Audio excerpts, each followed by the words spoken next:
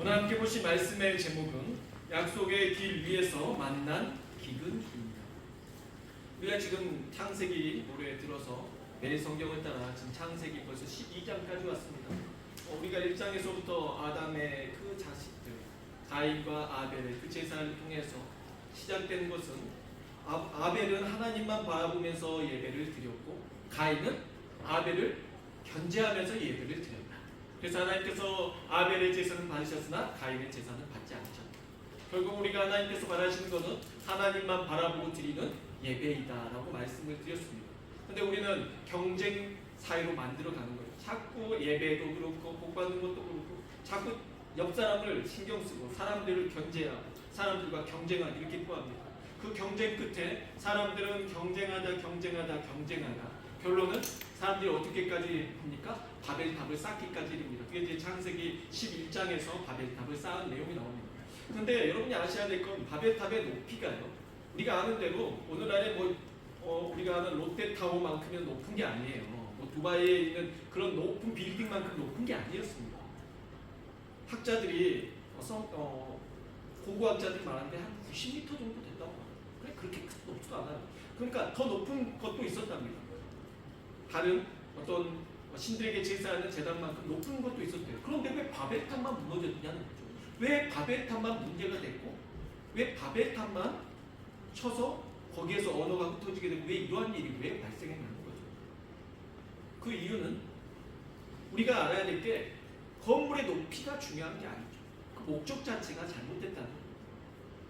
우리가 물론 흩어짐을 면하자라고 나와 있지만 내용은 흩어짐을 면하지 않는 게 아니라 우리가 뭉쳐서 결국 하나님을 대적하는 거죠.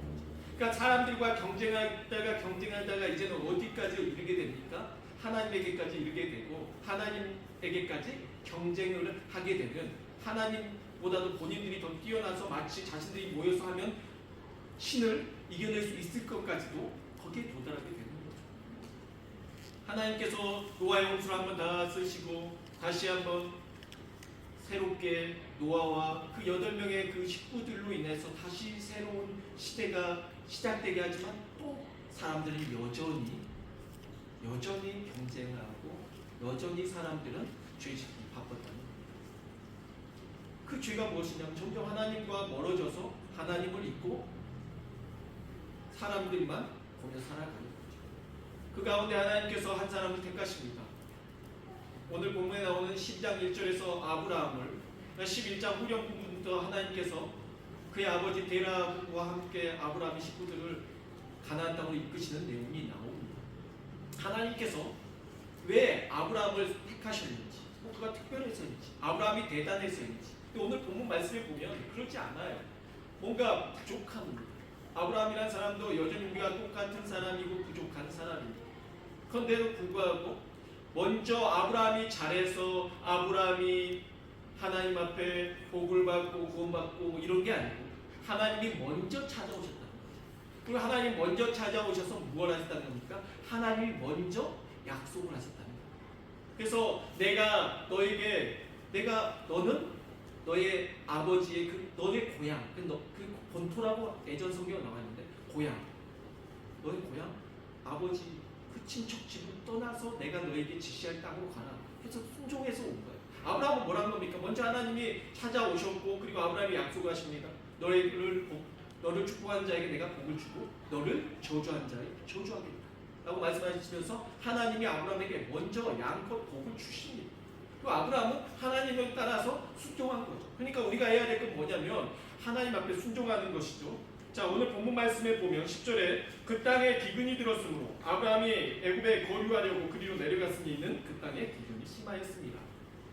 사실 오늘 설교의 내용은 10절 이후입니다. 10절 이후의 내용은 이겁니다.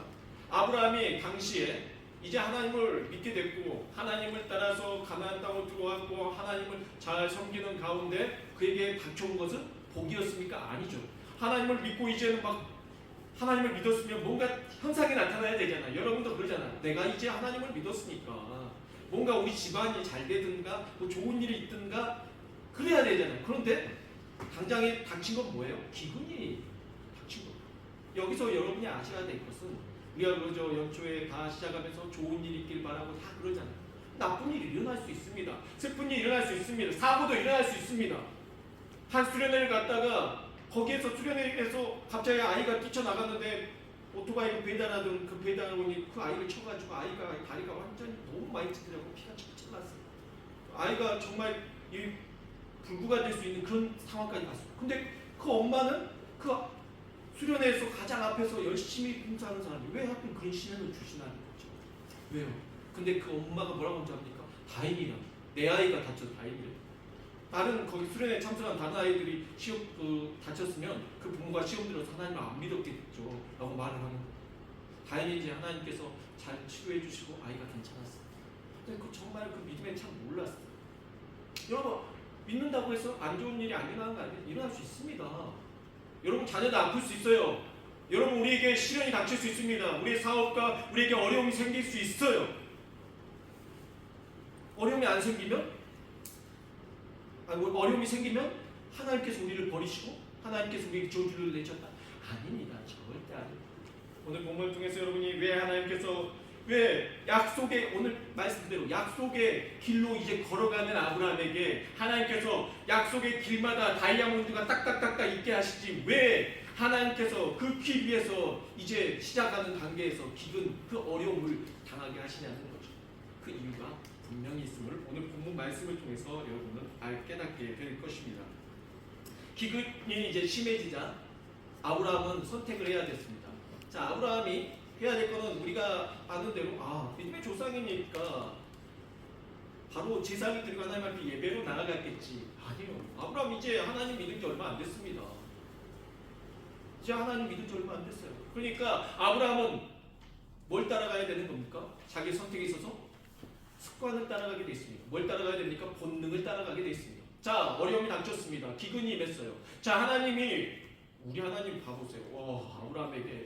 아브라함이 살고 있는 땅, 그 땅에서 자, 여러분이 에덴 동산에 그 강물이 흐르는데 비손, 기온, 그리고 유브라데, 히데겔 이런 네 개의 강이 흐르고 그 강물이 흘러가는 곳 메소포타미아 지역에서부터 쭉 흐르는 그 곳에서 아브라함 잘 살고 있었어요. 그곳에서 아브라함을 불러들여서 하나님께서 말씀하시기를 내가 너에게 복 주겠다고 말씀하시고 데려가신 곳이 어느 땅이에요? 가나안 땅이에요. 가나안 땅은 어떤 땅입니까? 강도 없어요. 천수단이라고 합니다. 하늘에서 비가 내려야지만 이 농사를 지을 수 있는 그 땅입니다. 아니 하나님께서 복을 주신다 그러면 어디를 끌어가셔야 돼요? 이집트 땅같이 나일강이 있는 곳, 아니 유프라테스 강이 있는 곳, 티그리스 강이 있는 곳, 그런 강 주변에서 살아야 여러분 문명이 빨리 발달하고 복받는 겁니다. 근데 하나님 전혀 예상치도 않은 불모지 같은 곳으로 가나안 땅으로 이끄신 겁니다. 아마 우리 같았으면 원망했을 수 있어요. 주변에 죽은 땅 많은데요. 왜냐하면 보십시오. 아브라함이 롯에게도 너가 땅을 먼저 골라서 가라 했을 때 롯도 눈이 있잖아요. 우리하고 똑같습니다. 둘러보니까 저게 물이 많네? 그래서 여러분 소돔 쪽으로 간 겁니다. 그 당시에 그쪽이 물도 많고 살기 좋은 거 누가 봐도 다 눈으로 보여요. 그런데 아브라함은 눈이 없었겠습니까? 아브라함의 눈에는 그런 게 안 보였을까요? 근데 아브라함은요 하나님 말씀대로 가라니까 그냥 간 겁니다. 강 없는데요? 이거 없는데요? 저거 없는데요? 저 목축하기 너무 어려운데요? 여기 토양이 안 좋은데 집 짓기도 힘들겠는데요? 이러지 않고 그냥 가라니까 간 거예요. 이게 다르다는 거죠. 왜 하나님은 복을 주겠다고 말씀하시면서 가나안 땅으로 부르셨냐는 거죠.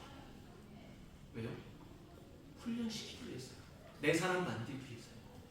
그냥 하나님께서는 그 다음에 하나님께서 여러분이 생각하는 우리의 인간적인 생각으로는 계산이 잘 안 되죠. 자, 어찌됐든 아브라함이 어찌됐든 사람이잖아요. 실수할 수 있죠. 자, 아브라함이 어떻게 했습니까? 본능적으로, 습관적으로 아브라함도 기근이 드니까 가나안 땅으로 하나님 말씀대로 왔지만 기근이 들어서 당장에 비가 안 내리니까 농사할 수 없잖아요. 가나안 땅에서는. 그러니까 굶어 죽게 생기니까 본능적으로 예배를 하고 하나님 어떻게 해야 되죠? 비를 내려주십시오 이렇게 해야 되는데 이제 신앙생활이 얼마 안 돼서 아브라함도 어떻게 합니까? 이집트 쪽으로 가게 됩니다. 애굽으로 가게 됩니다.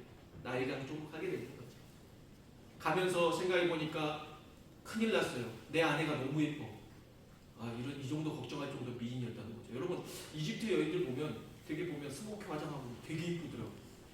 근데 애굽 여자들이 상당히 예쁜데 사라가 얼마나 예뻤길래 내 아내가 여기 들어갔다가 내 아내 때문에 나를 죽일까봐 걱정할 정도로 예뻤다는 거. 어느 정도 미모인지 궁금하긴 해요. 천국 가서 보시기 바랍니다. 확인을 해보세요. 할머니로 안 나타나기를 사라가. 하여튼 와 진짜 너무 예뻤나. 그래가지고 많이 들어가서 이집트의 왕 파라오가 물어봤을 경우에 나를 오빠라고 해. 오빠 친척 오빠, 그것도 가까운 오빠 말고 친척 오빠라고 해라. 막 이렇게 했겠죠. 진짜 들어가서 오빠라고 속였죠. 그랬더니 아이나 다를까 정말 예뻐가지고 사라를 궁에서 데리고 갑니다. 여러분 이거 우리가 웃으면서 어떻게 이럴 수가 있어 그냥 넘어갈 일이 아닙니다. 가정이 깨진 거예요. 가정이 깨진 겁니다. 내 아내를 다른 남자가, 그것도 나보다 재력 있고 힘 있는 남자가 데려갔어요. 가정이 깨진 거 아니면 끝난 거예요. 아내 입장에서도 서운하죠. 배신감이 깨질까요? 끝난 거죠. 이거 그냥 웃고 넘어갈 일이 아니에요. 아브라함이 그랬구나. 아니요. 정말 심각한 실수를 범한 거죠. 어떻게 보면 우리에게는 이 가정의 위기 같은 그런 엄청난 일이 닥친 겁니다. 그런데 중요한 건요. 하나님께서 아브라함을 탓한 게 아니고 하나님께서 오히려 누굴 탓하십니까? 꿈에 나타나서 아브라함의 아내가 사례 처음에는 사례였다가 나중에 사라로 이름 바뀌니까 이해하시기 바랍니다. 아브라함이 아브라함으로. 근데 오늘 본문에서는 아브라함 사례로 이야기합니다. 아브라함을 하나님 탓해야 되는데 오히려 바로의 꿈에서 나타나서 바로를 책망을 하신 겁니다. 그리고 바로의 집안의 모든 여자들이 앞으로 임신하지 못하도록 해문을 다 닫아버리시고 하나님께서 엄청나게 책망을 하신 거죠. 죽겠다 싶어서 두려운 거죠. 그리고 중요한 거는 그러면 그랬다 쳐요. 바로가 하나님한테 꾸중 들었다고 쳐요. 근데 뭘 잘했다고 아브라함이 그곳에 들어가서 이집트에서 나올 때 아내도 돌려받고 오히려 바로가 낙타, 나귀, 가축들까지 다 주고 노비까지 줘가지고 이만큼 줘가지고 내 본연을 권해내는 겁니다. 돈까지 줘가지고 오히려 그러니까 이거 우리가 그러잖아요. 아내를 아내라고 안 부르고 다른 남자한테 이렇게 넘겨줬더니 이렇게 큰 복을 받는구나. 내 아내를 내 아내라고 안 하고 나도 이렇게 했을 때 내가 하나님 복 주는 거겠구나. 아닙니다. 우리가 실수한 거, 우리가 잘못한 거예요. 그런데 여기서 중요한 거는 그러면 제가 아까도 말씀드린 겁니다. 바벨탑이 90m밖에 안 되는데 왜 그들은 허물어 치고 그 저주를 받아서 그렇게 됐냐는 거죠. 그리고 여러분 아브라함도 마찬가지입니다. 아브라함이 100세에 이삭을 낳습니다. 자, 아브라함이 100세에 아들 낳은 것이 신기하고 그것 때문에 기적이라고 말한다고요? 아니에요. 그게 기적 아니에요. 아브라함의 나이를 역으로 계산해 봤을 때 아브라함을 낳았던 아버지 데라가 아브라함을 낳았을 때 나이가 130인 겁니다. 그러면 100세에 낳았다고 기적이 아니에요. 하나님이 나이가 사라와의 사이에서 사라의 경수가 끊어지고 그 가운데 기적이 나는 거죠. 근데 중요한 거는 무엇을 하나님이 하시려고 한 거냐면요. 나이가 많고 그게 중요한 게 아니고 그게 기적이고 그게 능력이 아니라요. 하나님을 믿음으로 말미암아 낳은 자식인 겁니다. 자, 바벨탑 같은 경우도 다른 높은 건물을 짓는 게 죄가 아니에요. 그러니까 여러분 어디 가서 높은 건물 짓는 바벨탑 쌓아지네 이러면 안 된다고요. 건물이 높다고 그게 중요한 게 아니라 무엇인가 무엇을 목적으로 하냐가 중요한 거죠. 그냥 바벨탑 목적은 하나님을 대항해서 자신들이 더 높고 신을 대적하기 때문에 그게 문제인 거고 그런 거는.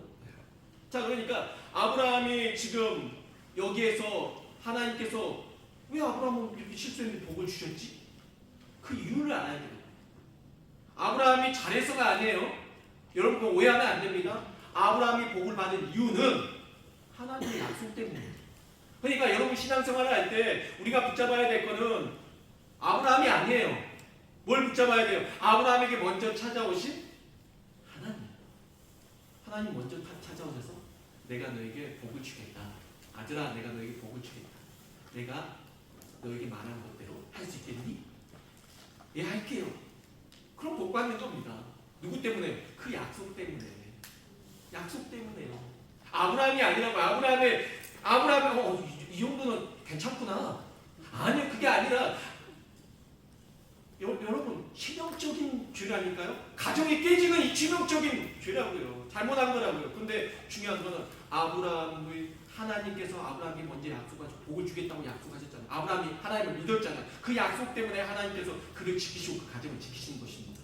아멘. 그러니까 우리가 알아야 될 거는 뭘 믿어야 돼? 하나님의 말씀을 믿고 가는 겁니다. 하나님의 약속을 붙잡고 가는 겁니다. 천국을 내가 잘나서 물론 여러분 착하게 살아야 돼, 선하게 살아야 돼, 다 맞습니다. 중요한 건 하나님의 약속을 믿음으로 말미암아 구원받는 것입니다.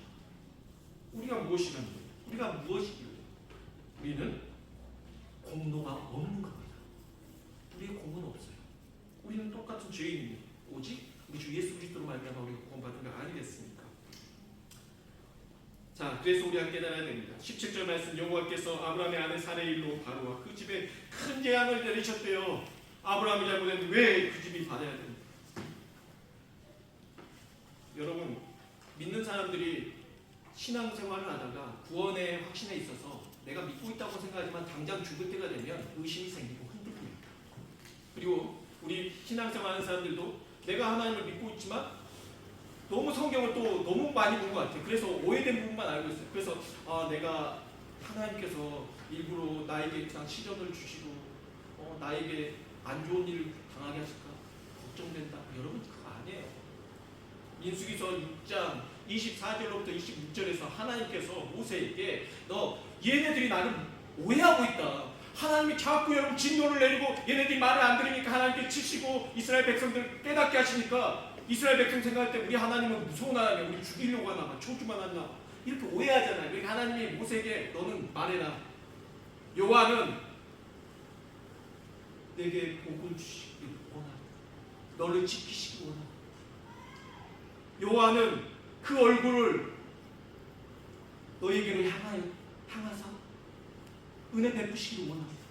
여호와는 그 얼굴을 내게로 향하여 드사 평강 주시기 원하노라 라고 말하라 라고 모세에게 말합니다. 하나님의 마음이에요.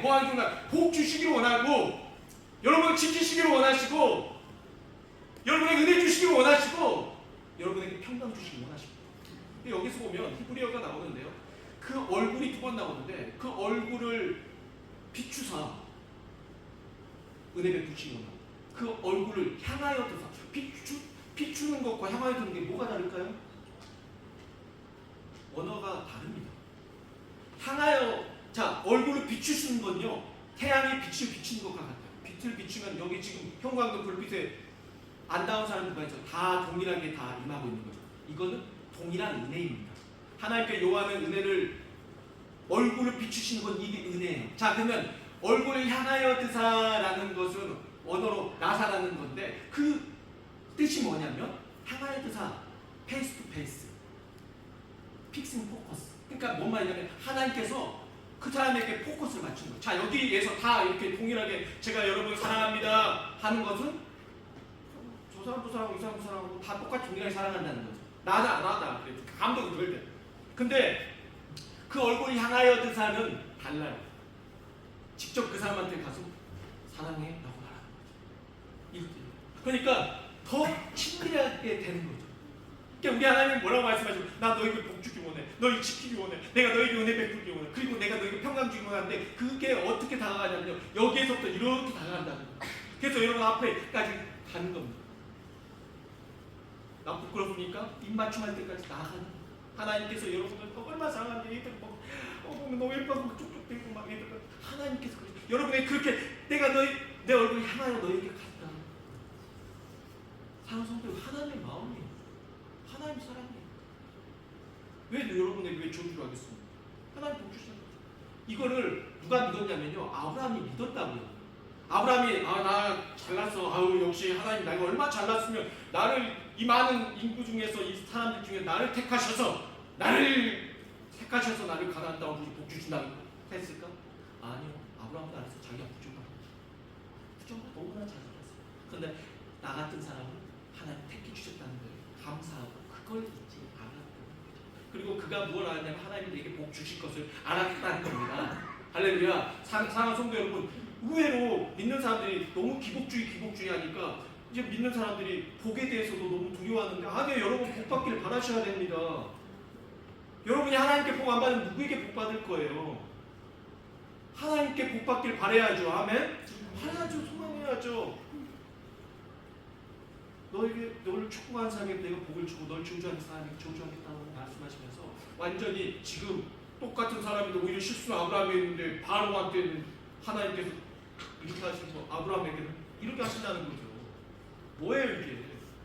하나님께서 아브라함에게 향하여 가시는 겁니다. 사랑하는 성도 여러분, 올 한해 하나님께서 여러분에게 그 얼굴을 여러분에게 향하여 드사 평강 주시길 원합니다. 더 점점 가까이 가. 그래서 여러분 하나님만 가까이 가야겠습니까? 여러분도 가까이 가야 될 줄 믿습니다. 나도 가까이 가야죠. 그래야지 친밀해지지 않겠습니까? 그래서 하나님께서는 기근을 주셨어요. 약속하셨습니다. 그 약속의 그 길 위에서 하나님이 기근을 주셨는데 그 기근을 준 이유가 뭐라고 말합니까? 기근을 통해서 견고하게 하기 위함입니다. 강하게 하기 위해서. 강하게 하기 위한 겁니다. 하나님이 미워서 싫어서 때려서 죽이기 위해서 아닙니다. 사랑하고 하나님 복 주시기 위해서 기근이 그 위기를 통해서 더욱더 강해지게 하시기 위한 거라는 거죠. 그래서 여러분이 아셔야 될 게 이제 신앙생활 이제 했는데요. 근데 이제 시작한 사람 아무한테도 여러분 시련을 주지 않습니다. 하나님께서 믿음이 그만큼 되니까 준 거예요. 그러니까 여러분이 힘드실 수 있어요. 그러나 여러분들이 그래도 하나님 좀 편하게 해줬으면 좋겠어요. 아니요, 아무한테나 그런 여러분 시련을 안 주신다니까. 여러분 감당할 시험밖에 안 주십니다. 여러분이 감당하고 여러분이 믿음이 올 한해 그만큼 성장할 걸 아시기 때문에 왜 올해 한해 하나님 나를 이렇게 시련을 주십니까? 힘들게 하십니까? 그래서 여러분이 올 한해 다들 좋은 일만 있을 거라고 생각하고 출범 시작을 했지만 안 좋은 일이 일어날 수 있다고요. 근데 여러분 하나님이 나를 버리셔서 날 떠나서 이게 아니고 하나님 올 한해 내가 하나님 앞에 더 가까이 나아가게 하시려고 하나님 나에게 더 가까이 오시려나 하나님께 이 기근을 통해서 나를 견고하게 세우기 원하시나 이렇게 생각하셔야 됩니다. 그래서 여러분 자식들 가다가 길 가다 쓰러질 수 있습니다. 안 쓰러지길 위해서 기도하지 말라고 제가 지난번에도 말씀드렸어요. 넘어져도 다시 빨리 일어서게 할 수 없어서 넘어졌다 일어난 이후에 딱지가 생기고 오히려 더 단단하게 뼈가 굳어지고 뼈가 많이 부러지는 안에서 다시 더 강하게 뼈가 단단해지고 넘어진 그 상처가 치유되면서 더 견고하게 없어서 이렇게 기도해줘야지 아직 쓰러지지도 않고 넘어지지도 않게 없어서 이거는 신앙이 아니라는 것입니다. 정리합니다. 왜 하나님 아브라함에게 평탄한 길 대신 위기부터 보내셨냐고 제가 여러분에게 이제 묻는다면 여러분은 이렇게 말씀하십니다. 하나님이 나를 사랑하셨어. 하나님이 내 가정을 사랑하셨어. 내 자녀를 사랑하셨어. 그래서 우리를 이제는 좀 더 하나님께 가까이 나아가게끔 하기 위해서 그렇게 하셨다는 걸 고백해야 될 줄 믿습니다. 그것은 약속의 진정한 목적이 단순히 어려움 없는 삶에 있지 않고 약속을 해주신 하나님을 온전히 신뢰하는 깊은 관계에 있기 때문입니다. 하나님의 약속은 우리에게 어떠한 어려움도 겪지 않게 해주는 면제권이 아니라는 것입니다. 오히려 약속은 어려운 일을 만날지라도 그 약속을 굳게 믿는 믿음으로 말미암아 결국 모든 역경을 능히 이겨내게 하는 강력한 힘과 은혜인 것입니다. 마치 겨울에 혹독한 추위와 눈보라를 겪어내야 비로소 더 깊은 뿌리를 내리고 강인한 생명력을 얻는 나무처럼. 누가 보지 않겠습니까? 나무가 있는데 겨울철 되니까 잎도 없고 열매도 없어요. 그리고 다 헐벗어가지고 볼품 없습니다. 마치 우리의 모습이 그런 것처럼 사람들이 판단하지 않겠습니까? 겨울나무처럼 팽해 보이네. 그럴 수 있지 않겠습니까? 그런데 여러분이 아지 않겠습니까? 겨울나무가 뿌리를 그때 내리고 있는 거예요. 잎이 안 나고 열매가 안 나올 때, 사람들이 알아봐주지 않을 때, 고난의 시기에, 그 시련의 시기에 단단해져 가고 있다는 것입니다. 그러니 다른 사람들은 몰라요. 여기 하나님만 알아요. 여러분이 뿌리 내리고 있다는 거. 여러분 뿌리를 뻗쳐가고 있는 시기라는 거. 하나님만 알고 계십니다. 그러니 사람들을 보면서 여러분 위로를 얻을 생각조차 하시면 안 돼요. 위로가 안 됩니다. 하나님만 아시고. 그러니 여러분도 하나님의 마음을 알아주시기 바랍니다. 하나님이 여러분 사랑하시기 때문에 그렇게 하시는 것입니다. 한 노인이 젊은 여행자를 만나서 말합니다. 어디로 갈지 모르고 그날따라 안개가 좌우가고 앞이 하나도 안 보이는 거예요. 어떻게 가야지 모릅니다. 노인이 나침반 하나를 건넵니다.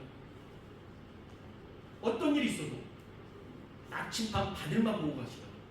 다른 거 보면 안 된다고. 나침반 바늘이 알려준 대로 청년이 갑니다. 가다가 보니까 나침반이 알려주는 길은 계속 오르막길이고 험난하고 막 이상한 길로만 안내해주고, 그런데 보니까 저기 내리막길 있고 너무 편해 보여요. 나침반을 보고 가다가 내리막길 편한 길을 선택하고 가니까 어떻게 됩니까? 길을 잃어버리고 완전히 다른 곳으로 가게 되는 것이에요. 사랑하는 성도 여러분, 하나님 우리가 아브라함이 왜 믿음의 사람이냐면 납치받는다는 하나님만 따라가는 거예요. 어려운 삶이 있으면 하나님 따라가고 싶어요. 지금 아브라함 훈련되고 있어요. 이집트로 갔지만 이 일이 있고 난 다음에 또 그런 일이 있을 때마다 아브라함이 내가 실수했구나 하나님 따라가야 돼. 또 실수했네. 그러면서 그 다음에는 계속 잡힌 거죠. 그러면서 믿음의 조상으로 점점 완성되어져 가는 것입니다. 그러니 우리도 마찬가지로 올 한 해 하나님 앞에 실수할 수 있어요. 그러나 돌아와서 더 견고해지고 이제 내가 또 실수했네. 하나님 따라가야지. 내가 또 실수했네. 내 자녀에게 또 잘못 가르쳤네. 하나님 따라가야지. 기도하고 하라고 했었어야 돼. 나도 놓쳤네. 이러면서 여러분 점점 견고해져 가는 것입니다. 사랑하는 성도 여러분, 길 위에서 올해도 약속의 하나님의 말씀을 붙잡고 승리하는 사람들을 소망합니다. 그 길 위에서 시련과 역경과 고난이 있을지라도 흔들리지 마시고 오직 주 예수 그리스도만 따라서 승리하시길 주 예수 그리스도의 이름으로 축복합니다. 기도하겠습니다.